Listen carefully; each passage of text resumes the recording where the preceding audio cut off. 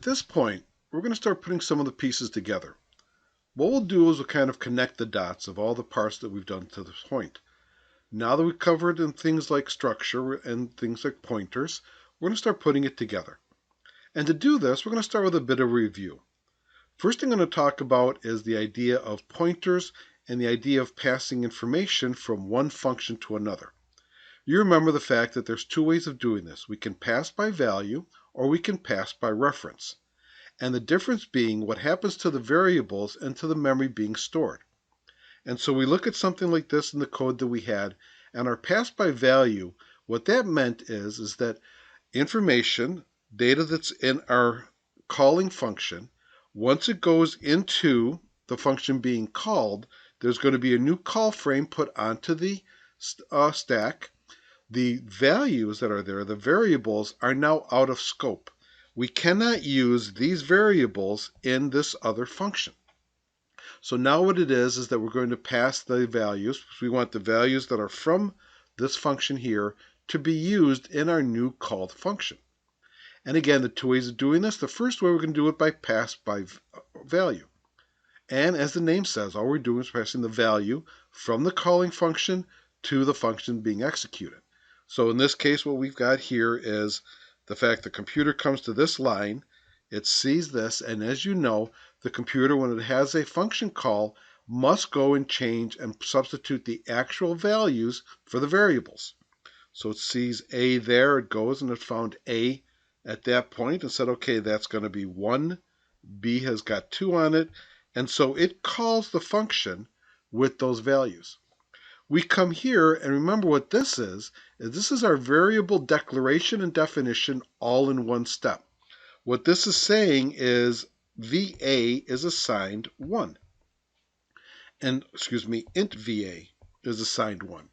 What that says to the computer is that we've got our declaration point there. Go and find, place in memory, turn around, label that VA, and then assign the value of 1 to there. Does the same thing with VB. And notice there are two new copies of this. The values were sent, but in no way does it have any access or ability to change the original values. It goes and processes that and then comes up with some change, and then control is sent back to the calling function with no change to our original values. For this, we're going to need pointers. And again, a pointer is nothing more than a variable that holds an address. Knowing the address, the computer can go there into actual memory and then switch those transistors, switch the ons and offs to the values that we want. We get down to here, swap reference. Again, it is a call to a function. The computer sees that there are two parameters there, two variables. The computer must go and put actual values there. This is saying the address of A, the address of B. So it goes and it finds the address of A, and it's going to put that value there, the address of B, sends with that value there, and this is what it sends to the function it's calling. Come here, and again what we have is our variable declaration and definition all in one. This is int, a pointer that we're going to call RA, that is going to hold a value pointing to a type integer, and we're going to assign that the address of 400. The computer did that. Does the same thing with B. That is going to have the value of 404. But now notice here, by calling by reference, we are referencing the original value stored at that location. So any change that we make here now is permanent. In memory, anything that we do here is going to go and say, go to, because that's what our direction symbol is, our indirection, go to memory location 400 and make a change to that value. That's the difference between pass by value and pass by reference. Now, let's expand this. We started talking about structures. Now remember, a structure is a heterogeneous collection of variables. And what that means is that it can contain a collection of different types of variables. An array is, by its definition, a homogeneous collection of data. That means in an array, every member must be of the exact same type. Whereas with a structure, we can now group together different types. So here we've got an example. We've got our definition of a structure, and notice how we've defined it here.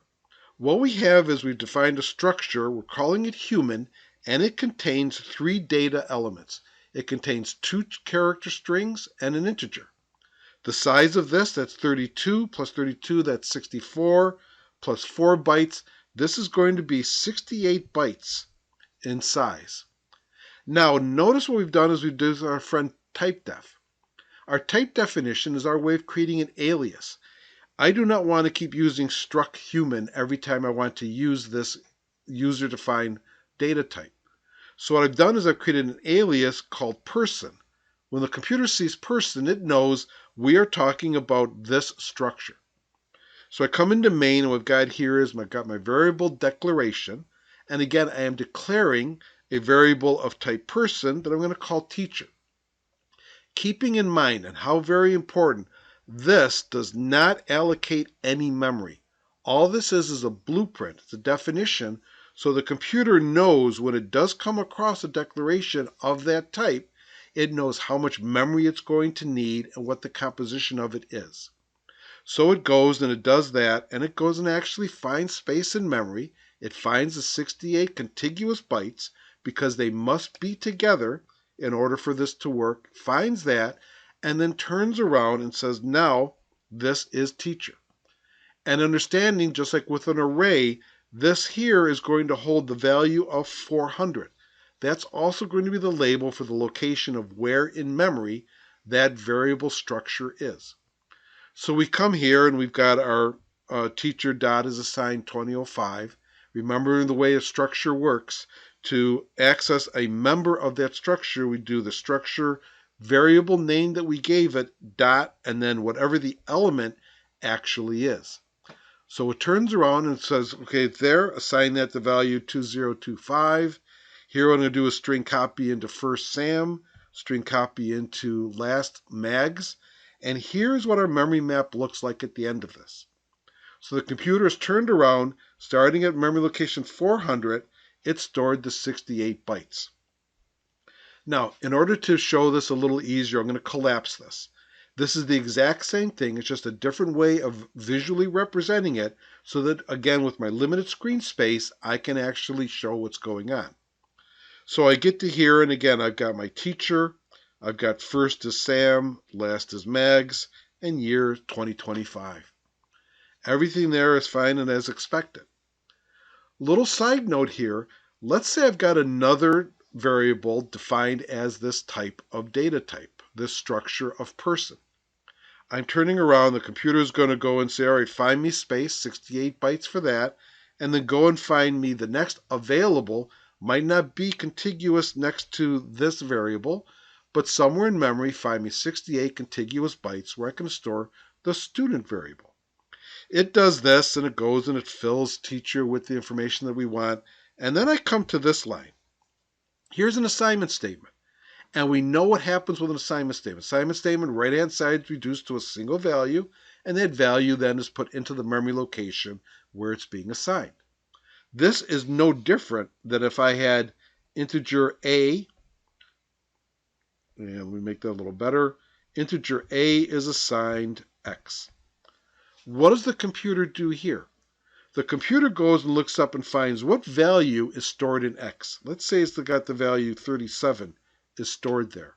It gets that value and puts a copy of that into variable a.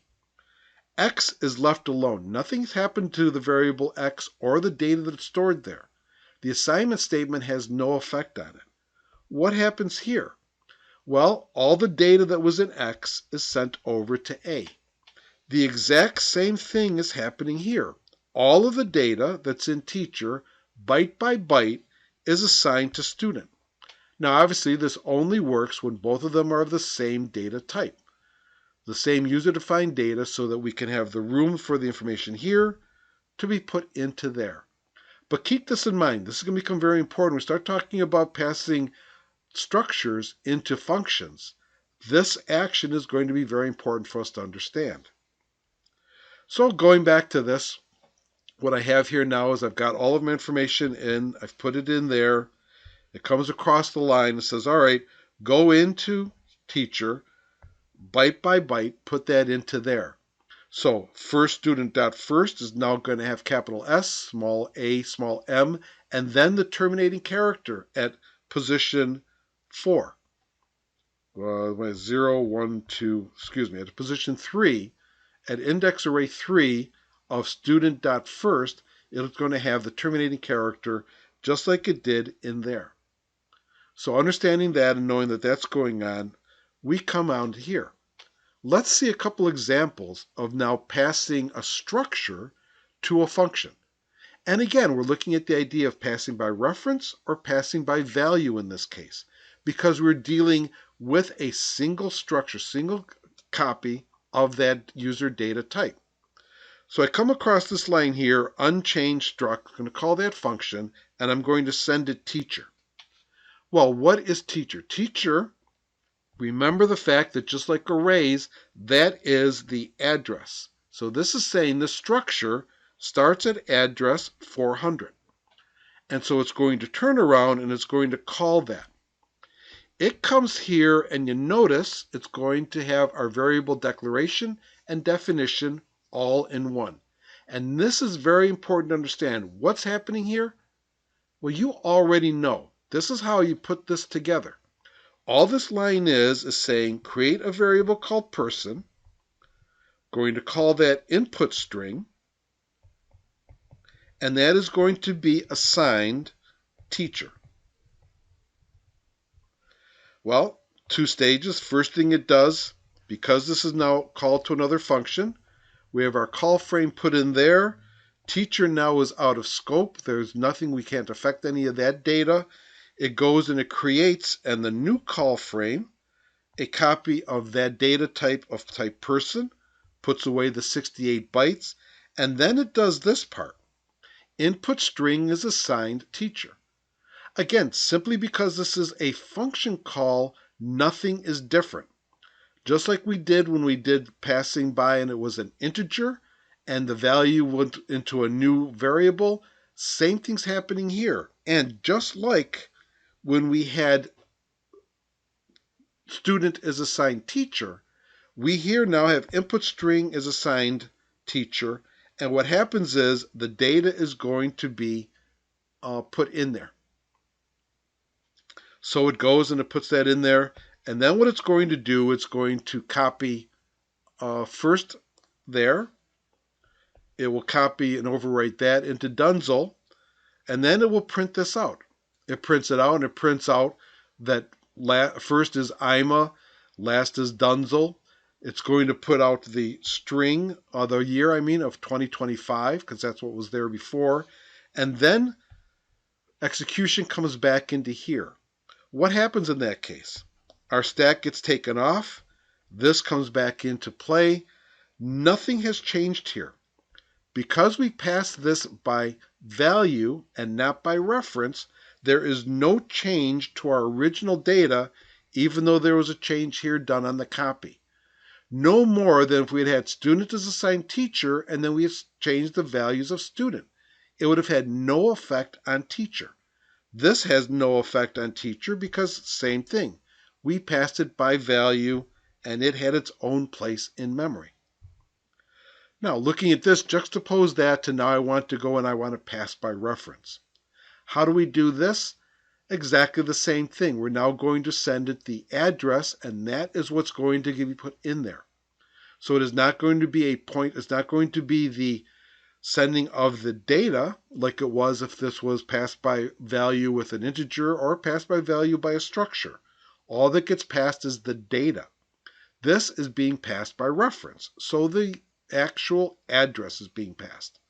It comes to here, finds a variable, says what is the address of teacher, and changes that to 400, and 400 is what's going to be sent, the address of teacher as it exists. Comes into here, call frame for main is locked down, again teacher is out of scope, but look at the difference. Remember what happened we did by pass by value, look now at pass by reference. We have here our variable definition and declaration and definition all in one step. So what I have here is person, create a pointer to, create a variable that can hold an address. Call that ref input string, and then assign it the value that was sent. And here it got sent the value 400. And this is exactly what happens. The computer goes in the new call frame, creates a variable it's going to label as ref input string, find some place in the stack for this, because remember, this is a call to a function, so all of this magic's happening in the stack. Go and find space that will hold an address, not that'll hold a structure, something that holds an address. And then send it the value, send it the address that it was stored. So this now stores the address. And as you can see now, this is what's going to happen. I get to here and I'm going to say, all right, change that, turn that into IMA. It goes and does that. It says at memory location 400, first is that 400 and plus 0. So go to this memory location and change that to IMA. Here's a line, go to this location, so off of 400, it goes down to here and change that to Dunzel. And then it comes here and says, change this to 2042. Now, because I passed by reference, because it had the address, and it knew where in memory to make those changes, these changes are permanent. This now changes what was stored there. Regardless of the fact this is out of scope and we cannot touch teacher, because we had the address, and again, you know this is how pointers work. So that ends our beginning part of talking about structures in memory.